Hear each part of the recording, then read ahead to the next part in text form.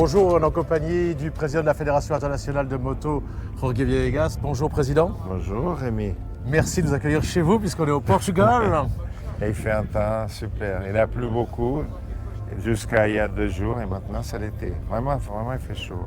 Et on fala un pouco portugais, mais on va faire Aussi, l'interview en Alors je vais français. parler portugais, c'est Non, ça? non, français. Bon. Vous me disiez il y a quelques minutes, en 93, vous étiez président de la fédération portugaise et vous avez organisé avec Flamini, expliquez-nous, une manche à Estoril. On a fait une course de championnat du monde Superbike. Tout m'est arrivé. Parce qu'au début, les pilotes ne voulaient pas venir à Estoril parce que le circuit n'était pas encore comme il est maintenant. Et donc, ils ont déclaré, surtout, il y a une histoire incroyable, Fabrizio Pirovano, qui est déjà mort, qui était le plus contre venir à Estoril. Et moi, j'ai vu dans la télévision, qui était ma partenaire, la SIC, qu'il n'y aurait pas de course. Et moi, j'ai rentré dans la salle du directeur de cette chaîne et j'ai dit, mais comment ça, il n'y a pas de course? C'est moi qui décide, c'est pas vous. Ah, mais on nous a dit non. Alors, vous allez faire une chose. Vous allez me prendre un caméraman et viens avec moi à Donington, où il y a la course avant. Et je vais parler avec tous les pilotes. Et on a fait comme ça. Donc, j'ai mené des plans, des trucs, j'ai montré qu'est-ce qu'on faisait pour la sécurité. Et à la fin, ils ont voté pour venir. Et c'est bien sûr Pirovano qui a gagné les 2 manches.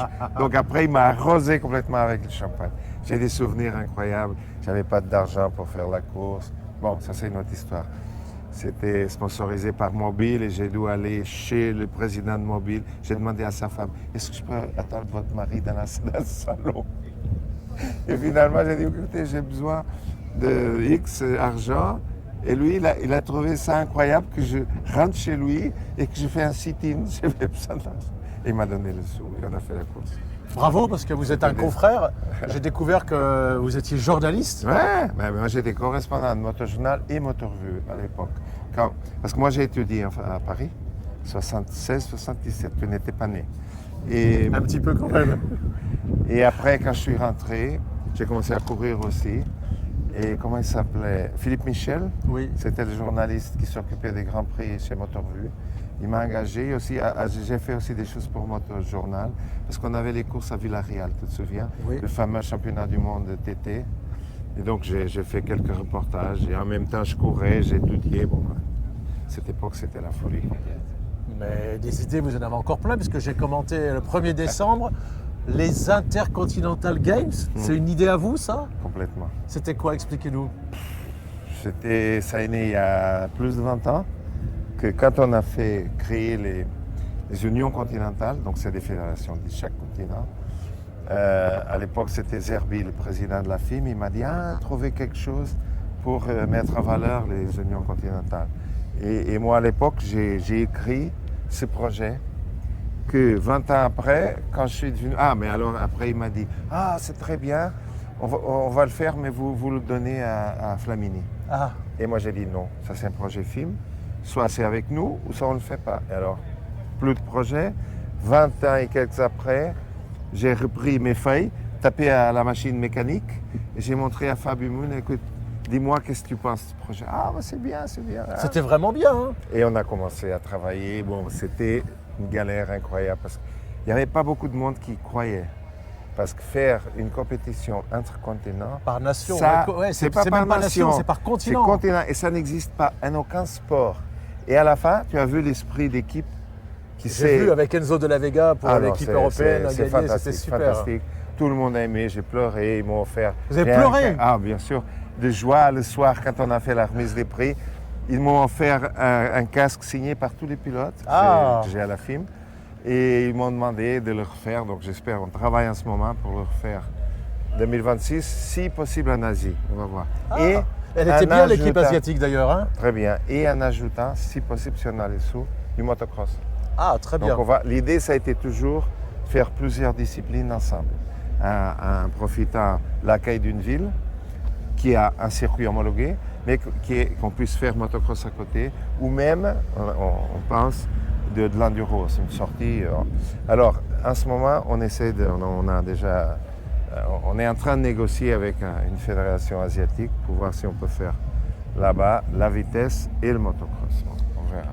La FIM, le championnat féminin, c'est une idée de la FIM aussi, ce championnat féminin, C'est vous? aussi l'idiot. C'est aussi l'idiot. C'est vrai? Moi, je me souviens d'aller... Non, ça a commencé, je raconte toute la vérité. Il y a Pedro Venturo, qui est le président de l'Union continentale de l'Amérique du Sud.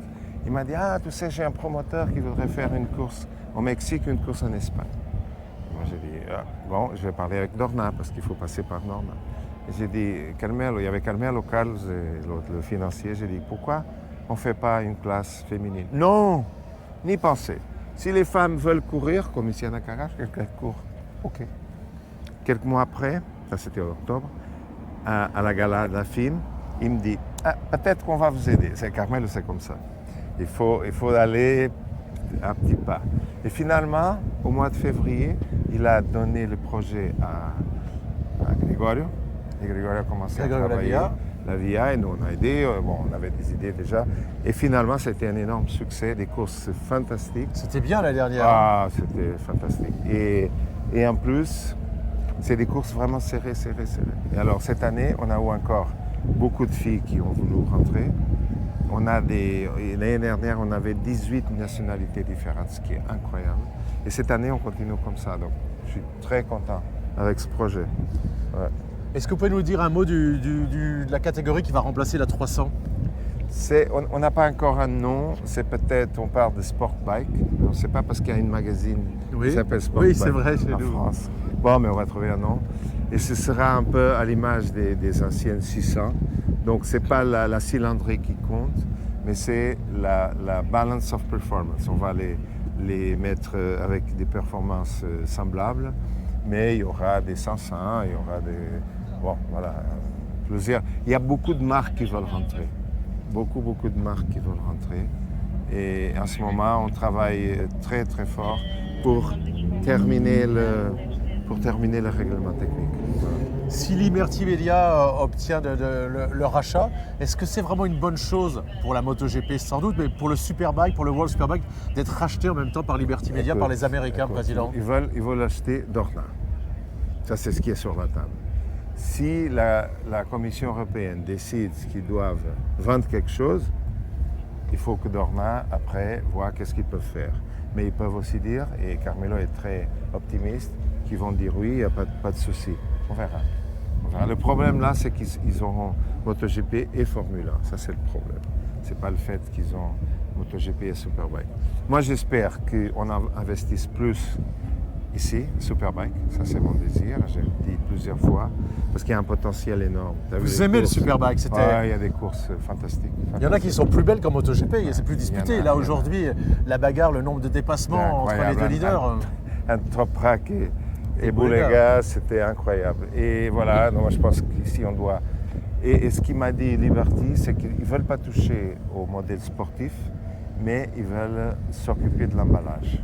Ce que je trouve très bien, parce que ce qu'ils ont fait en Formule 1, c'est fantastique. Je ne sais pas comment il y a autant de gens qui aiment la Formule 1. Moi, je comprends parce pas. que aussi, ils ont développé avec Drive to Survive. Ils ont commencé à refaire de l'à côté. Parce qu'il faut aussi populariser le sport et le faire connaître avec, avec des vidéos, avec de l'inside. Amener des jeunes, c'est ça qu'on a besoin. On vieillit, notre public vieillit. Donc, il y a tout ça à voir.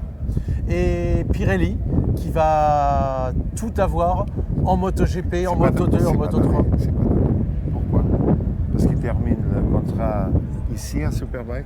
Pourquoi il n'y aurait pas notre constructeur d'un Superbike? C'est possible, parce qu'à l'époque, en Superbike, c'était bien quand il y avait Michelin, Dunlop, avant l'arrivée de Pirelli. Ça coûte trop cher? C'est pas possible. Parce que les manufacturiers de pneus, ils payent. Le principal sponsor de ce championnat où on est aujourd'hui, c'est Pirelli. D'accord. Et maintenant qu'ils ont fait un accord avec Dorna pour aller en 2027 chez MotoGP, le contrat avec Pirelli à Superbike se termine aussi, je pense qu'en 26. Donc, il peut y avoir un appel d'offres. Il peut y avoir des négociations pour trouver un autre. Moi, je dis rien. Moi, j'aime bien Pirelli. Voilà, le patron. C'est Giorgio Barbieri qui passe devant nous quand on parle. Je l'avais interviewé avec Francis Batta. On l'avait interviewé à Phillip Island le jour de l'arrivée Lui, il va se jubiler. Il va aller à la retraite. Donc, on aura aussi une autre personne. Bon, il y a beaucoup de choses. Mais ça, c'est du ressort d'Orna. nous, on peut conseiller, on peut essayer de voir. Moi, j'ai dit à Carlos, j'ai dit, écoute, moi, j'aimerais pas que tout soit la même manufacture. Parce que là, même la Formule 1 est Pirelli maintenant. Ouais. Tous les sports mécaniques sont avec Pirelli. Et ça, c'est pas bien. Parce que le développement, je pense aussi, ça ne se fait pas comme ça. Bon, il y a d'autres valeurs. Et la moto électrique, la moto E, alors, c'est l'avenir, l'électrique. C'est encore trop lourd, avec une autonomie très réduite. Ça, c'est le gros problème des motos. Parce qu'en voiture, tu n'as pas ce problème. Tu peux mettre des batteries, un camion, un train, un bateau. Mais la moto, nous, qu'on fait la moto, on aime l'agilité. On aime passer comme ça dans les voitures. Et avec les électriques, c'est très dur parce qu'ils sont très lourds. Tu regardes, les courses moto, elles sont très bien, mais c'est pas la même chose. Moi, je crois plus au éco-flow. D'accord. Dans un sens écologique.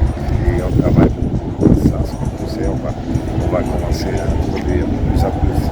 Je pense qu'il y a plusieurs solutions, c'est pas seulement la moto. Bon, cette année, le safety car est arrivé avec Subaru. Vous êtes d'accord pour essayer une Subaru de produire une... Parce que vous avez piloté aussi. On aura tout à l'heure Eric de Seine. On fait un petit tour, on va pas aller très vite. On essaye cette voiture, vous me direz ce que vous en pensez. Okay. Allez. Très bien, on y va.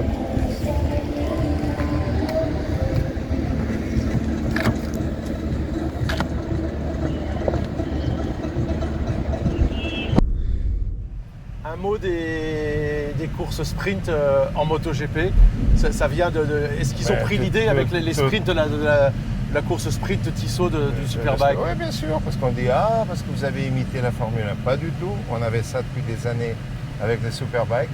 Et en ce moment, dit aux pilotes, il n'y a plus de sprint. Qu'est-ce qu'ils disent? Ils ne seront pas contents. Ils veulent le sprint. Mais à l'époque, j'ai dû parler avec tous les pilotes.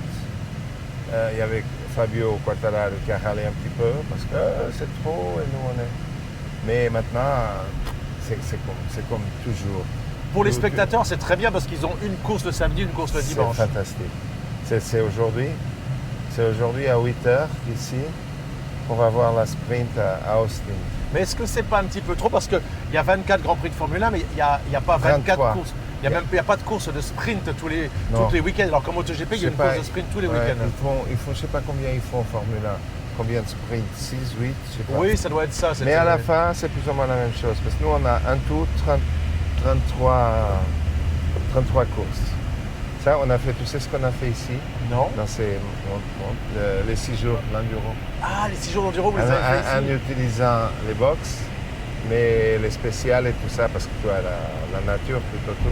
C'est incroyable en fait, pour la première fois, je suis venu plusieurs fois, mais c'est la première fois que je loge juste à côté. Les infrastructures, j'ai jamais été. C'est vraiment bien. bien. Avec Eric de Seine. Voilà, pour travailler là dans ces conditions-là, c'est incroyable. Il y a 2 courses quand même en Mondial Superbike cette année. Et Estoril, j'y serai. C'est à 5 km de chez moi. Ah, vous êtes de là-bas? J'habite à Estoril quand je ne suis pas à Genève. Donc, pourquoi par Oliveira, il n'y a pas plus de motards de haut niveau? On a un qui a fait sa première course ici en 300, qui a fait 10, donc on est très content parce que c'est pas facile. Il était dans les Jeux intercontinentaux, c'était lui et Bartolini les meilleurs. D'accord. Donc c'est un jeune pilote qui va progresser.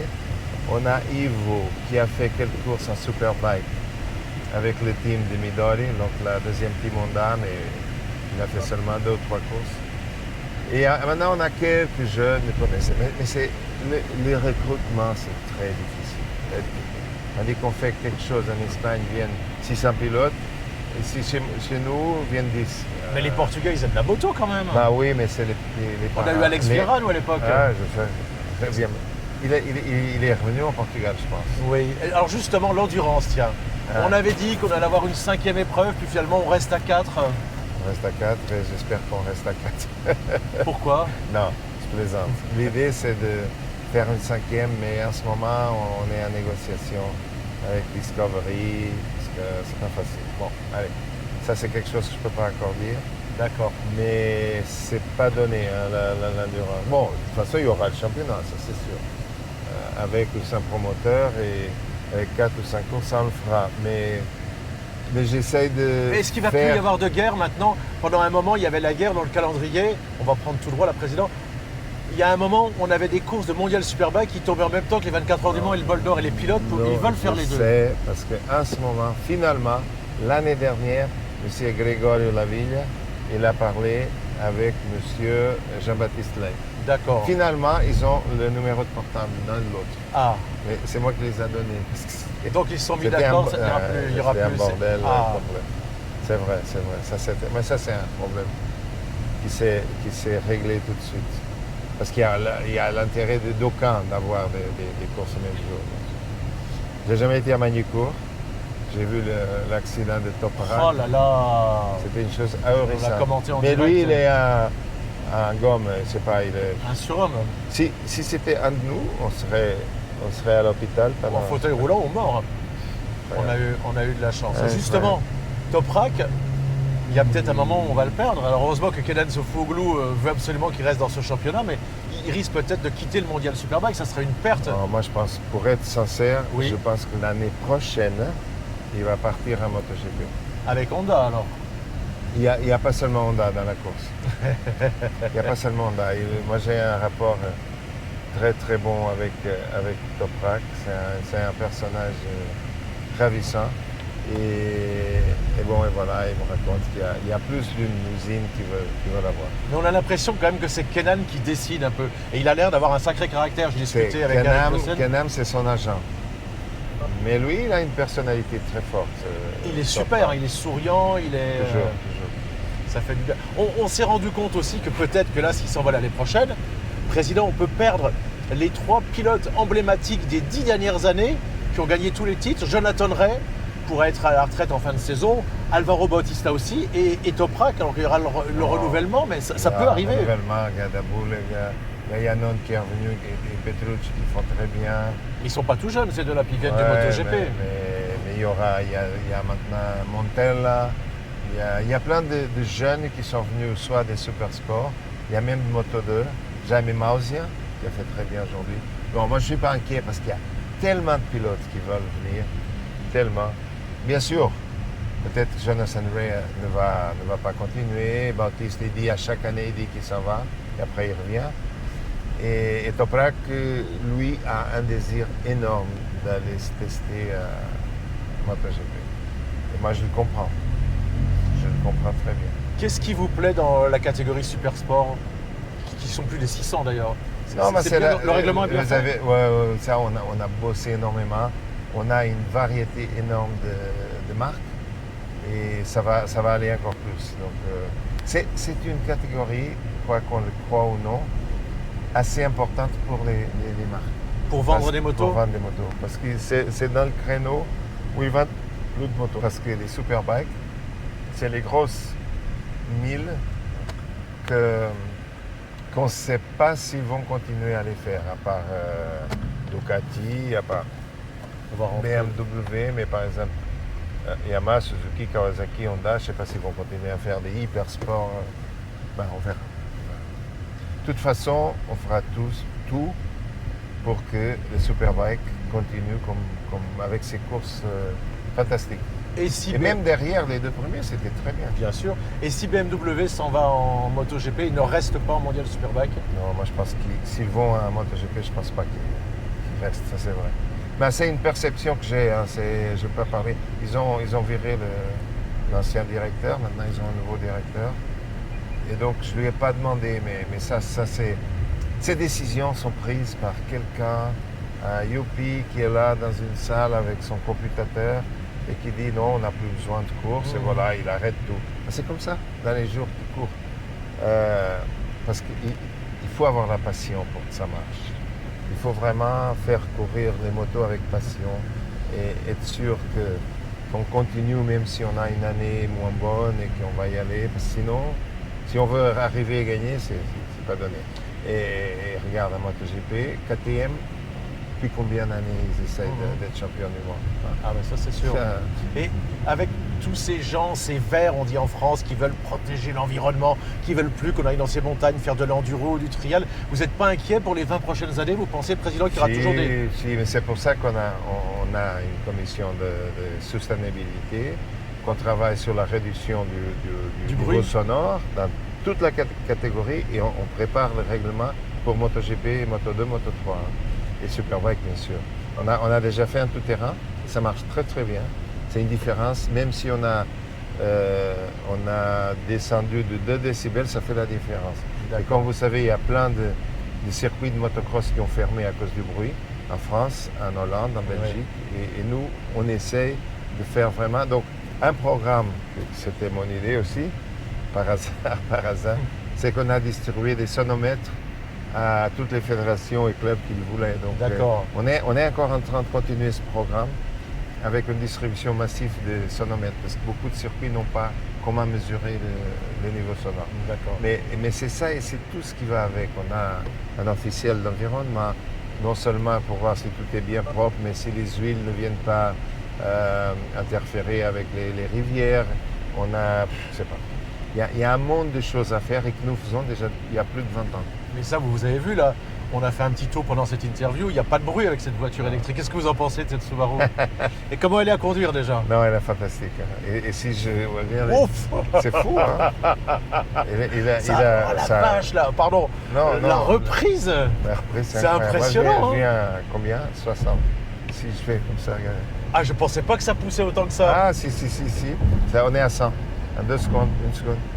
C'est incroyable. Ah, là, vraiment, je suis vraiment surpris. Mais les électriques, elles sont beaucoup plus, au démarrage, elles sont beaucoup plus vite. Ah oui, les pilotes moto avec lesquels on a fait m'ont pas fait ça jusqu'à maintenant. Je suis étonné comment ça pousse, comment ça arrache. C'était super. Et moi, j'aime bien la Subaru. Elle est très agréable à conduire. Ça, c'est vrai. Comment ça se passe? Comment on choisit un constructeur pour la voiture? Je sais que c'était BMW pour la MotoGP. Hyundai, c'est pas vous? Non, du tout. C'est tout Dorna. C'est la Dorna qui gère ça, d'accord. Ils avaient la Dodge et maintenant ils ont tombé sur la Subaru. J'ai une dernière question. Oui. Est-ce qu'on va retourner en Indonésie ou au Qatar ou en Thaïlande? Parce que là, on a eu la course en Australie, président, mais on est en Europe maintenant. Non, mais nous voilà. Ça, c'est du ressort de Dorna. Ils ont eu des problèmes, Dorna, avec l'Inde, parce qu'ils n'ont pas payé. Voilà. Indonésie, ça va continuer, je pense. Et Qatar, bien sûr. Qatar, ils ont un contrat pour plusieurs années. Ils vont aller en Arabie Saoudite bientôt. Et on aura après le Japon, l'Australie, ici, on va avoir moitié des courses hors Europe. D'accord. C'est comme ça. J'ai une dernière question. Vous avez un souvenir particulier? Combien de dernières, il m'a demandé? Deuxième dernière. Parce que je viens de voir Benjamin Bata. Quel souvenir vous avez de Francis Bata? Mais j'ai pas mal travaillé avec lui quand on a organisé le championnat du monde Superbike Estoril. Il était un monsieur très important. Il avait des relations privilégiées avec Flamini. Et donc j'ai beaucoup travaillé avec lui, j'ai bien aimé, mais je ne le vois pas depuis des années. Je pense qu'il aime au moins autant que vous, sinon plus que vous, le mondial Superbike, Francis Bata. Non, c'est sûr, c'est sa vie, il a fait sa vie ici. Voilà. Très bien, merci Rémi. Obrigado. Obrigado, de nada, merci.